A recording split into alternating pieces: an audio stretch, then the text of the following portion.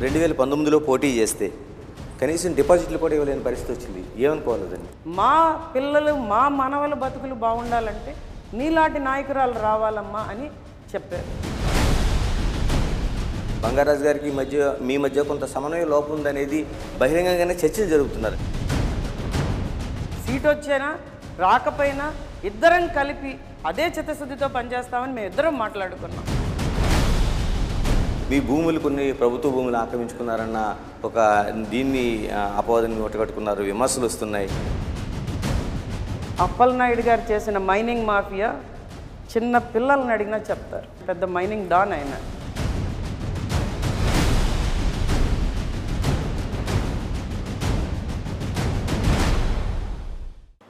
Nellimarla assembly నియోజకవర్గం అంటేనే ఒక ప్రత్యేకత. ఇక్కడ రాజకీయాలకు కూడా అలాంటి ప్రత్యేకత ఉంది. ఇలాంటి పరిస్థితుల మధ్య తెలుగుదేశం, జనసేన ఈసారి ఒక కూటమిగా ప్రయాణం చేస్తున్న టైంలో ఇక్కడ సమన్వయం ఏ విధంగా జరుగుతుంది? ఇక్కడ జనసేన ఇన్ఛార్జిగా ఉన్న లోకం మాధవి మన ముందున్నారు. అంటే ఈసారి టికెట్ ఎవరికి వెళ్ళబోతుంది? ఇదే ప్రశ్నలు మొత్తం ఓటర్లతో పాటు అంతా ఎదురు చూస్తున్నారు. మాధవి గారు నమస్తే. నమస్కారం అండి. ఎలా ఉంది జనసేన తెలుగుదేశం ఒక సమన్వయంతో 2019 తర్వాత పెద్ద సమన్వయంతో ముందుకెళ్తున్నారు? ఎలాంటి సమన్వయం ఉంది? ఎందుకంటే మీరు మీ పార్టీ నుంచి ఒక సమన్వయకర్తగా ఉన్నారు జిల్లాకి. అవునండి. ముందుగా బిగ్ టీవీ ప్రేక్షకులందరికీ నా నమస్కారం. సమన్వయ లోపం ఉందని చెప్పి మీరు చూపిస్తున్న ఛానల్స్ని చూస్తే వాళ్ళు ఖచ్చితంగా రెండు పార్టీలని సపోర్ట్ చేయని ఛానల్స్ అవి. నేను పేర్లు ఎత్తను. సమన్వయ లోపం అస్సలు లేదండి. తెలుగుదేశం శ్రేణులు అలాగే జనసేన శ్రేణులు ప్రజలు కూడా ఈరోజు కోరుకుంటున్నది ఏంటంటే రాష్ట్రంలో వైసీపీ విముక్త ఆంధ్రప్రదేశ్ మాకు కావాలి. ప్రభుత్వం అనేది ప్రజలకి సమన్యాయం చేసేది కావాలి. అలాంటి ప్రభుత్వం చంద్రబాబు నాయుడు గారు, పవన్ కళ్యాణ్ గారు వస్తేనే ఈరోజు సాధ్యపడుతుందని ప్రజలే చెప్తున్నారు. పొత్తులు ముందర నుంచి విరిగిపోవాలి. ఎందుకంటే పొత్తుల్లో వైఎస్ఆర్సీపీ పార్టీ పూర్తిగా తుడిచిపెట్టుకుపోతుంది అన్నది వాళ్ళ భయం. అందుకని చెప్పే దాని మీద బురద జల్లడానికి వాళ్ళు ప్రతి నిమిషం పత్రికల్లో రాయిస్తున్నారు మా మీద. అలాగే పొత్తుల మీద కూడా ప్రతి నిమిషం బురద జల్లుతున్నారు. క్షేత్రస్థాయిలో ఇరు పార్టీల వాళ్ళని కూడా ఖచ్చితంగా కలిపే పనిచేస్తున్నాం. టికెట్ ఎవరికి వచ్చినా కూడా అదే చిత్తశుద్ధితో ప్రజల కోసం, ప్రజల శ్రేయస్సు కోసం పనిచేస్తాం. విజయనగరం జిల్లాలో 9 నియోజకవర్గాల్లో విజయకేతన వేయడానికి ఈరోజు తెలుగుదేశం, జనసేన రెడీ అవుతున్నది అనడంలో అస్సలు ఎటువంటి సందేహం లేదండి. ఎందుకు చేయాల్సి వస్తుంది అంటే మీ పార్టీలో కూడా చాలామంది ఉన్నారు, తర్వాత తెలుగుదేశం ఉన్నారు. బంగారాజు గారికి మీ మధ్య కొంత సమన్వయ లోపం ఉందనేది బహిరంగంగానే చర్చలు జరుగుతున్నారు. అంటే అది ఏమైనా కుట్రగా అనుకోవాలా, లేకపోతే వాస్తవాన్ని మీరు కప్పిపుచ్చుతున్నారు అనుకోవాలా? ఖచ్చితంగా కుట్రేనండి. బంగారాజు గారు నేను రోజు మాట్లాడుకుంటాం. ఎవరికి సీట్ వచ్చినా కూడా ఇద్దరం కలిపి పనిచేస్తామన్నది మేము అనుకుంటున్నది. ఎందుకంటే ఇప్పుడు నాకు సీట్ ఇస్తారు, ఇచ్చిన తర్వాత నేను ఏకపక్షంగా నిర్ణయాలు తీసుకోవడం సరి అయింది కాదు.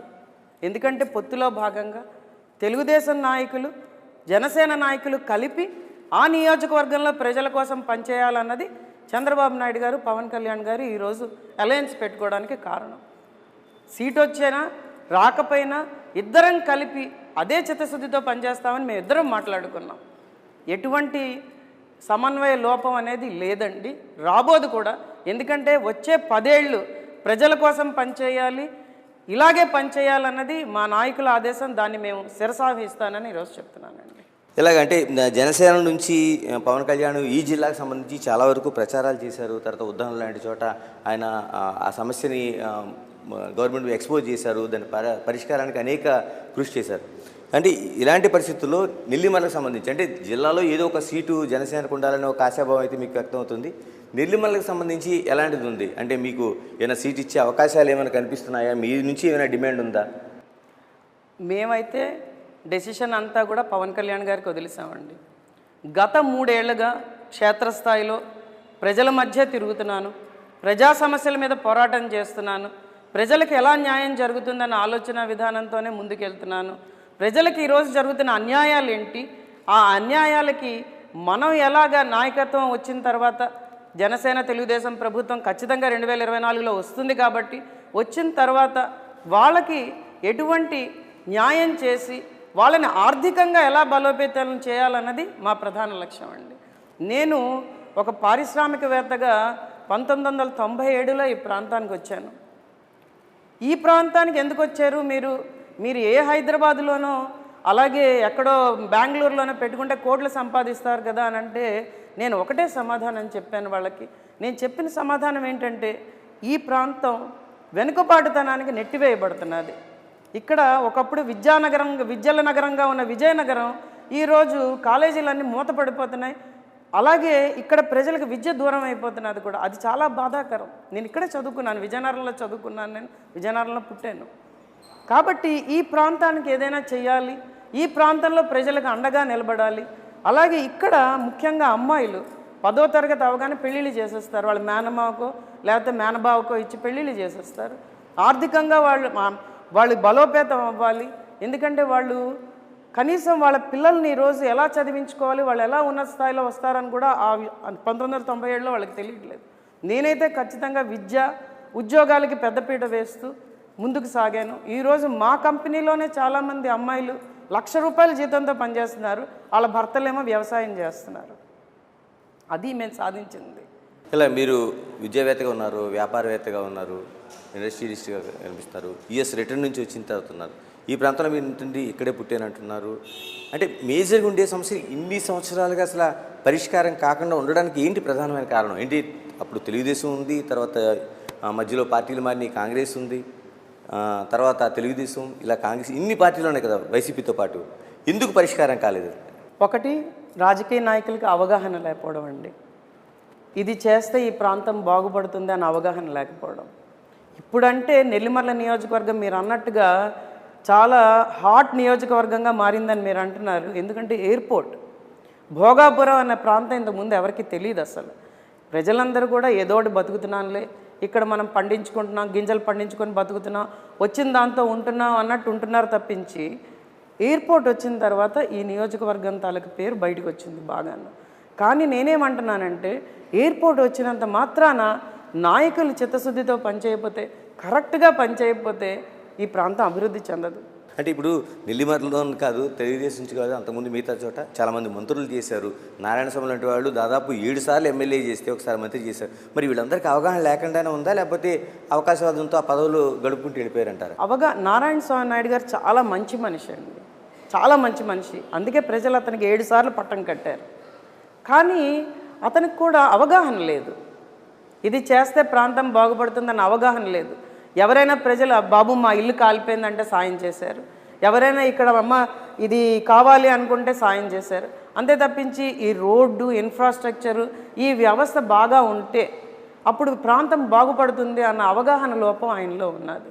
ఇప్పుడంటే ఇంత పెద్ద హైవే వచ్చింది, ఇక్కడికి ఎయిర్పోర్ట్ వస్తున్నది, ఇవన్నీ రావడంతో నెల్లిమర్ల నియోజకవర్గానికి ఇంకా అభివృద్ధి చేసే అవకాశం ఉంది. కానీ వయోభారం మీద పడి ఆయన పక్కకి ఏం చేయాలంటారు? నెల్లిమర్ల లాంటి ప్రాంతం, ఈ కింది అట్టడుగున ఉన్న ప్రాంతం అభివృద్ధి చెందాలంటే 1, 2, 3 అని ఒక మేజర్ మీ ఆలోచనలు ఏమున్నాయి?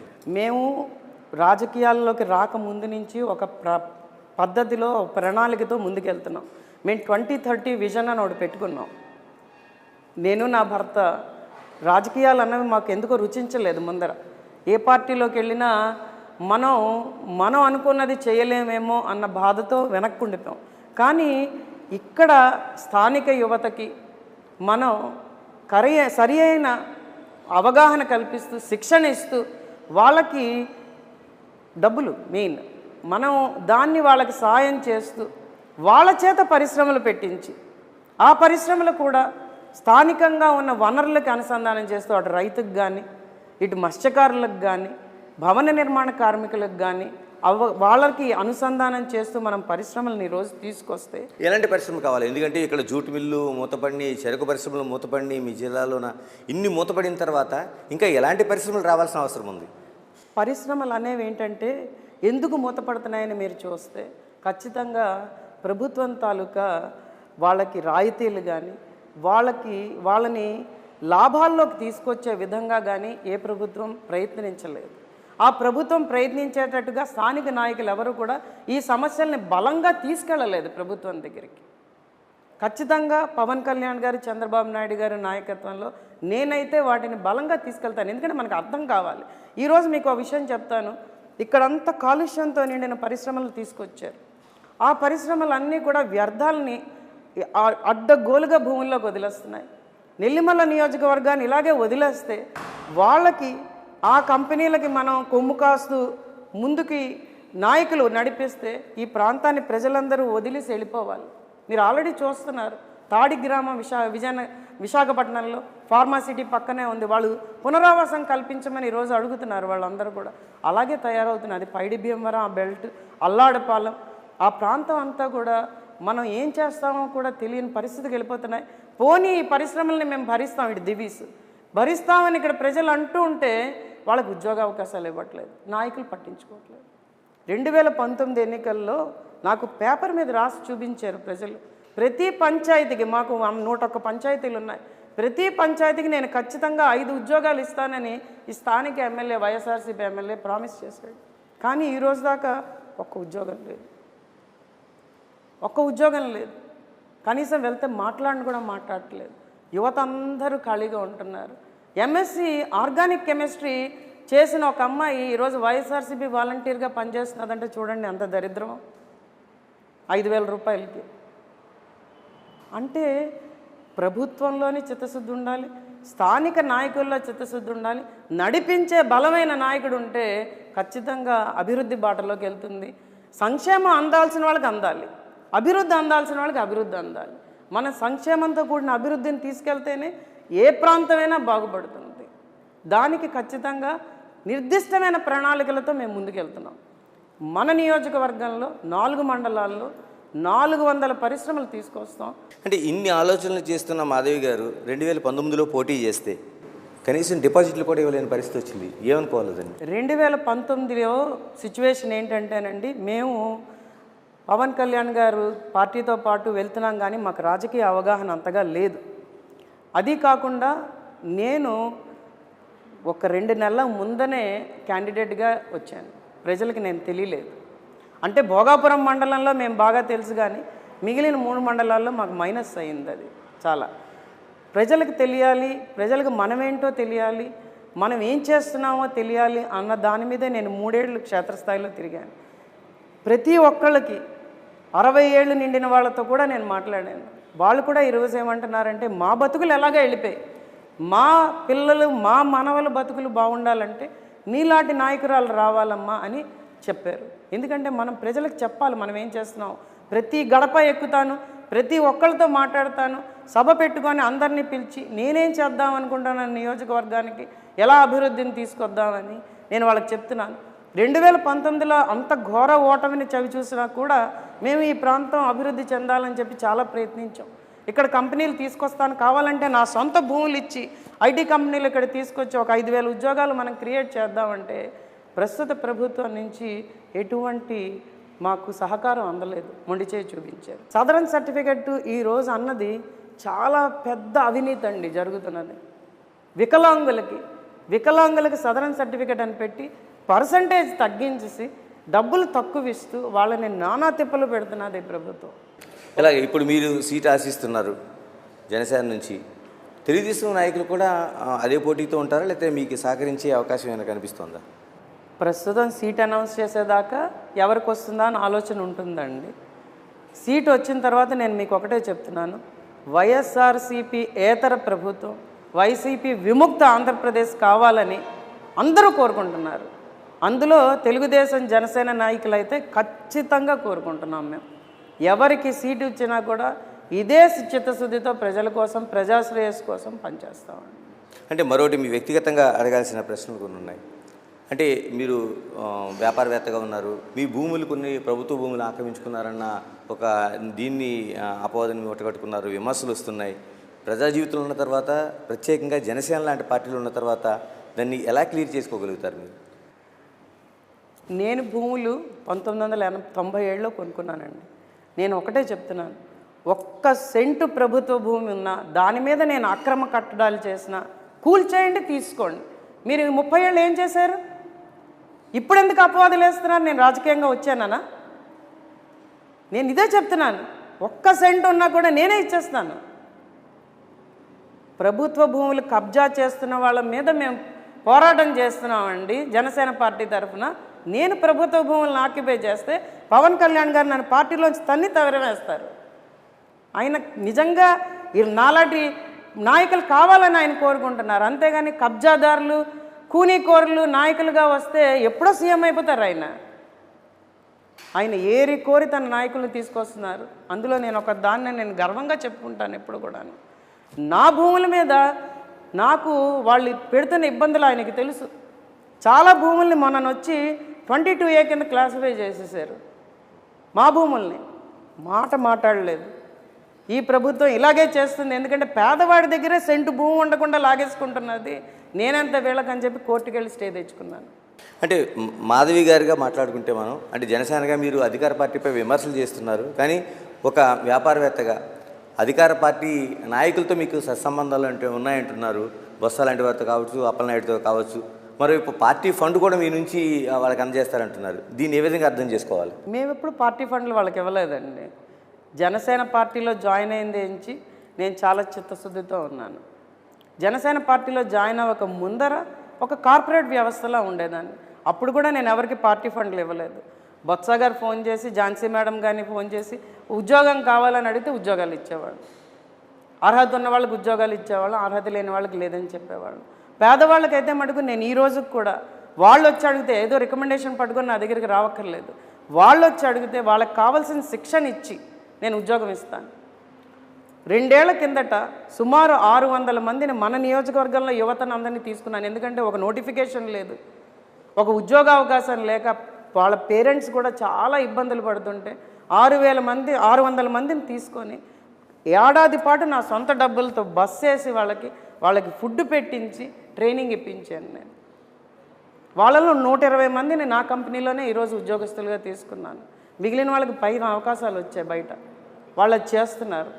కానీ వాళ్ళు ఇంతసేపు నన్ను అంటున్నది, మేడం మీరు ఖచ్చితంగా పరిశ్రమలు తీసుకురండి, మేము మళ్ళీ వెనక్కి వచ్చేస్తాం, మా కుటుంబాలను వదిలి మేము వెళ్ళలేకపోతున్నాం, వలసలు వెళ్తున్నాం, చాలా బాధపడుతున్నారు. ఈరోజు కూడా ఎవరైనా చదువుకుంటే ఈ ఫార్మా కంపెనీలు అన్నీ కూడా పరవాడు పంపిస్తే లేకపోతే హైదరాబాద్ పంపించేస్తున్నాయి ఉద్యోగాల కోసం. ఇక్కడ ఇవ్వట్లే ప్రజలెవరికి కూడా. ఇక్కడ కుటుంబ నేపథ్యం చాలా ఉంటుంది, ఉమ్మడి కుటుంబాలు చాలా ఎక్కువ. అలాంటి వాళ్ళందరూ ఇక్కడ ఉందామని కోరుకునే వాళ్ళందరికీ కూడా నేను ఖచ్చితంగా ఒక వెన్నుదాన్ని నుండి వాళ్ళని ముందుకు నడిపిస్తానని ఈరోజు చెప్తున్నాను. మరి జిల్లాలో కాకుండా నెల్లిమర్లకు సంబంధించి మన సామాజిక వర్గాల కోసం మాట్లాడుకుందాం. ఎందుకంటే ఇక్కడ తూర్పు కాపు సామాజిక వర్గం పెద్దగా ఉంది, మీరు ఒక సామాజిక వర్గం, మీ భర్త ప్రసాద్ గారు మరో సామాజిక వర్గం. ఈ ఈక్వేషన్స్లోనే ఎలా ఉంటుంది అనేది ఒక ప్రశ్న ఒకటి మనకు వినిపిస్తోంది. నెల్లిమర్ల నియోజకవర్గంలో కుల సమీకరణ ఒక్కటే తీసుకుంటే సరిపోదన్నది అటు చంద్రబాబు నాయుడు గారు ఇటు పవన్ కళ్యాణ్ గారు కూడా ఆలోచిస్తున్నారు. ఎందుకంటే ఇది అభివృద్ధి చెందే నియోజకవర్గం కాబట్టి ఇక్కడ ఖచ్చితంగా వచ్చే నాయకుడు కులాల సమీకరణలో కొట్టుకొని పోతే చాలా కష్టం అవుతుంది. నేను అదే చెప్పాను మీకు, వచ్చిన నాయకులందరూ కూడా మత్స్యకారులని, యాదవుల్ని ఒక ఓటు బ్యాంకులా చూసారు తప్పించి వాళ్ళకి చేయూతనివ్వలేదని నేను ఈరోజు చెప్తున్నాను. కాబట్టి విజయనగరం జిల్లా ఎదగపోవడానికి కారణం కూడా అదే. ఒకే కులాన్ని మీదకి తీసుకొస్తూ అణిచేసి వెనుకబాటుతనానికి గురి చేస్తున్నారు. కాబట్టి ప్రజలందరూ ఈరోజు కోరుకుంటున్నది ఏంటంటే ఈ కులాలకి మతాలకి అతీతంగా పవన్ కళ్యాణ్ గారు ఉన్నారు కాబట్టి ఆయన నాయకత్వంలో నేను ఖచ్చితంగా పనిచేస్తాను. కాబట్టి నాకు అవకాశం ఇస్తే ఈ ప్రాంతం బాగుపడుతుంది అన్న ఉద్దేశంతో ఈరోజు ప్రజలే ముందుకు వస్తున్నారు. ఈరోజు నాయకులు కూడా చాలామంది పార్టీలో జాయిన్ అవ్వడానికి, నాతో పాటు నడవడానికి ఈరోజు ఉన్నారని చెప్పి నేను చెప్తున్నానండి. పార్టీ తెలుగుదేశం పార్టీ గురించి మాట్లాడదాం. తెలుగుదేశం పార్టీ నుంచి వస్తున్న ఒకే ఒక విమర్శ ఏంటంటే మీరు మీ పార్టీ నుంచి జిల్లా సమన్వయకర్తగా ఉన్నారు, కానీ అక్కడ ఉండే పార్టీ నాయకులు కావచ్చు లేకపోతే మిగతా వాళ్ళు కావచ్చు, వాళ్ళ పార్టీ ఆఫీసులో మీ జెండా ఎగురుతుంది, మీ పవన్ కళ్యాణ్ గారి ఫోటోలు ఎగరేస్తున్నారు, వాళ్ళ వాహనాల మీద ఉంటున్నాయి, మీ ఆఫీసులో కావచ్చు మీ వాహనాలపైన కావచ్చు, అటువంటి సమన్వయం ఎక్కడ కనిపించట్లేదు అనేది ఒక పాయింట్ అవుట్ చేస్తున్నారు. సమన్వయం తెలుగుదేశంతోనా లేకపోతే తెలుగుదేశంతో ఖచ్చితంగా ఉందండి. నేను అదే మీకు 2-3 సార్లు చెప్పాను, సమన్వయ లోపం అంటే లేదు. సమన్వయ లోపం అంటే ఇది ప్రస్తుతానికి ఎలా ఉందంటే ఎవరికి టికెట్ వస్తే వాళ్ళతో పాటు పనిచేయడానికి అవతల వాళ్ళు అందరం రెడీగా ఉన్నాం.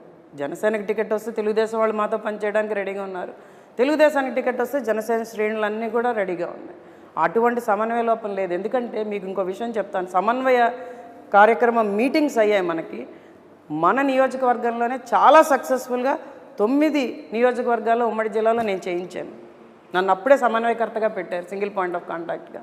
9 నియోజకవర్గాల్లో ఎక్కడా కూడా తేడా లేకుండా చాలా పీస్ఫుల్గా, చాలా ఆనందంగా మేము సమన్వయ మీటింగులు చేసుకున్నాం. మరి ఈ వార్తలు పుట్టిస్తున్నది ఎవరో నాకు తెలియట్లేదు, ఎందుకు వస్తున్నాయో తెలియట్లేదు. నేను చెప్తున్నాను కదా, బురద చల్లడానికి విజయనగరం జిల్లాలో జనసేన తెలుగుదేశం కలిపి పనిచేస్తే వైసీపీ పార్టీకి పుట్టగతులు ఉండవు అన్నది ఇక్కడ అందరు ప్రజలు నాయకులు అంటున్నదే. కాబట్టి ఇలాంటివి జల్లుతూ అటు ఇటు విభేదాలు సృష్టిస్తూ కులాల సమీకరణలు తీసుకొస్తూ పక్కదారులు పట్టిద్దామన్నది ఇక్కడ కొంతమంది చేస్తున్న విష ప్రచారం. ఇలాగ మీ పార్టీ నుంచి కూడా ఒక ఇది కనిపిస్తుంది. మీ అభ్యర్థిత్వాన్ని అందరూ అంగీకరిస్తున్నారా, లేకపోతే ఏమైనా ఒక డీవియేషన్ ఏమైనా కనిపిస్తుందా మీకు ఏమైనా? డీవియేషన్ అంటూ ఏమీ లేదండి, డీవియేషన్ అంటూ ఎక్కడా లేదు. ఖచ్చితంగా అందరూ కూడా దాన్ని సమర్థిస్తున్నారు. నేను అదే అంటున్నాను కదా, ఈ టికెట్టు ఈ గోళ వెళ్ళిపోతే కొంతమంది, చాలా తక్కువ మంది, ఒకళ్ళిద్దరు వీళ్ళతో చెప్పచ్చు కుల సమీకరణలు తీసుకొస్తున్నారు తప్పించి 99% people they are with me. ఇలాగ పవన్ కళ్యాణ్ గారు ఇటువంటి దాన్ని ఒక డిసిప్లిన్ లేకపోతే కుదరదని ఇప్పటికే చాలాసార్లు వార్న్ చేశారు. మీరు ఏమైనా ఆయన దృష్టికి తీసుకెళ్లే ప్రయత్నం ఏమైనా చేస్తున్నారు? ఆయనకి తెలుసండి, ఆయనకి తెలుసు, ఆయనకు అన్నీ తెలుసు. ఆయనకి నా అభ్యర్థిత్వం తెలుసు, నేనేం చేయగలనో తెలుసు, ఎలాగా మనం ఈ నియోజకవర్గాన్ని ముందుకు తీసుకెళ్లాలో తెలుసు. అతను అన్నీ తెలిసి ఆయనతో మాట్లాడే మేము అన్ని చేస్తున్నామండి. పవన్ కళ్యాణ్ గారు, నాదెండ్ల మనోహర్ గారి డైరెక్షన్లోనే ఇక్కడ అంతా కూడా జరుగుతున్నది. వాళ్ళ ప్రకారమే జనసేన పార్టీని ఇక్కడ నేను బలోపేతం చేస్తున్నాను అన్నది అందరికీ తెలుసు. ఎందుకంటే పార్టీని, అధిష్టానాన్ని ధిక్కరించి నేను ఎప్పుడు ఏ పనులు చేయను. ఆయన ప్రజల మనిషి, ఆయన ప్రజల కోసం పనిచేస్తారు, నేను ప్రజల కోసమే పనిచేస్తున్నాను. అంటే నెల్లిమర్లకు సంబంధించే కాదు, రాష్ట్ర వ్యాప్తంగా వైసీపీ పార్టీ 175 సీట్లు ఒక ఎజెండాతో ముందుకు వస్తుంది. అందులో నెల్లిమర్ల కూడా ఒకటి. అంటే అప్పలనాయుడు కూడా అదే స్ట్రాంగ్ ఇది చూపిస్తున్నాడు. గతంలో అధికారంలో ఉన్నాడు ఆయన, ఇప్పుడు అధికారం కోసం ఇది అవుతున్నాడు. దాన్ని ఢీకొట్టే సత్తా ఉందా అనేది మిమ్మల్ని సూటిగా ప్రశ్నిస్తే ఏం చెప్తారు? ఖచ్చితంగా ఉందనే చెప్తానండి, ఖచ్చితంగా ఉంది. తెలుగుదేశం జనసేన కలిసి ఇక్కడ పోటీకి దిగితే అప్పలనాయుడు కనుమరుగైపోతాడు. నేను చెప్తున్నాను ఆ విషయం. అప్పలనాయుడు మీద చాలా వ్యతిరేకత కూడా ఉన్నది. అప్పలనాయుడే కాదు, వైసీపీ ఏ క్యాండిడేట్ని నించోబెట్టినా ఈరోజు పరిస్థితి అది. ప్రజలే చెప్పేస్తున్నారు నేను వెళ్తున్నప్పుడు, గాజు గ్లాసు గుర్తు ఓటేస్తాం, మిమ్మల్ని గెలిపిస్తాం అన్నది ప్రజలు చెప్తున్నారు. ప్రజలు ఈరోజు కోరుకుంటున్న మా నియోజకవర్గంలో తాగడానికి మంచి నీళ్లు, ఇంటింటికి కొళాయి, దానిలో కంప్లీట్గా విఫలమైపోయింది వైఎస్ఆర్సీపీ. కాలువలు ఎక్కడా కట్టలేదు, మురికినీరు రోడ్ల మీద ఎక్కడ పడితే అక్కడ, పారిశుద్ధ్య లోపం అనేది నియోజకవర్గంలో ఖచ్చితంగా కనిపిస్తున్నారు. కాంట్రాక్టర్లకు ఎవరికి డబ్బులు ఇవ్వలేదు, రోడ్లు గుంతలమయం, ఎక్కడా రోడ్లు వేయలేదు, కనీస అవసరాలను చూడట్లేదు ప్రజలకి. ఉద్యోగాల విషయంలో పూర్తిగా విఫలమైపోయింది. ఏ నాయకుడిని నించోబెట్టినా, ఒక నియోజకవర్గం నుంచి ఇంకో నియోజకవర్గానికి ఆ నాయకుడిని పంపించినా కూడా ప్రజలు ఓటేయరండి ఈసారి వైఎస్ఆర్సీపీకి. వైనాట్ 175 అన్నది ఆయన మానేమనండి అనడం, ఎందుకంటే అది జరగని విషయం. మాధవి గారు, చివరిగా చెప్పండి, అంటే అధికార పార్టీలో అక్కడెక్కడని కాదు, చాలా చోట్ల జరుగుతున్నది ఇది. ఇక్కడ ఉండి తెలుగుదేశం కావచ్చు, మీ పార్టీ కావచ్చు, ఇందులో ఉండి కొందరు నాయకులు, నేను అందరినీ తప్పుపట్టట్లేదు, ఒక లాలూచీ కుస్తీ అధికార పార్టీతో నడుస్తున్నారు, వాళ్ళు జర్నీ చేస్తున్నారు. మీ రెండు పార్టీల సమన్వయానికి ఒక వెన్నుపోటుగా కాబోతుంది అంటున్నారు. దీన్ని ఎలా పరిష్కరించుకోబోతున్నారు? దీనికి ఎలా సమాధానం చెప్పబోతున్నారు మీరు? ప్రతి నియోజకవర్గాల్లో ఈ పోరు ఉంటుందండి. అది మా నియోజకవర్గానికి ప్రత్యేకంగా ఉందా లేదా అన్నది నేను మాట్లాడిన దాని గురించి. నేనైతే క్షేత్రస్థాయిలో ప్రతి నాయకుడితో, పంచాయతీ నాయకులతో, sarpanch, MPTC, vice sarpanch, ward మెంబర్లు, అలాగే ఈ ప్రాంతం బాగుపడాలని కోరుకునే పెద్ద పెద్ద కుటుంబాలందరితో మాట్లాడుతున్నాను. నేను గత 3 సంవత్సరాలుగా నేను చేస్తున్నది అది. ప్రతి ఒక్కరిని కలుస్తున్నాను, ప్రతి ఒక్కరితో మాట్లాడుతున్నాను. ఇప్పుడు అందరూ నా వైపు వచ్చేస్తే 2 లక్షల ఓట్లు నాకు పడిపోయి నేనే గెలిచేది ఉంటుందా చెప్పండి? ప్రజాస్వామ్యంలో వాళ్ళు ఎవరికి నచ్చితే వాళ్ళకి ఓటేస్తారు.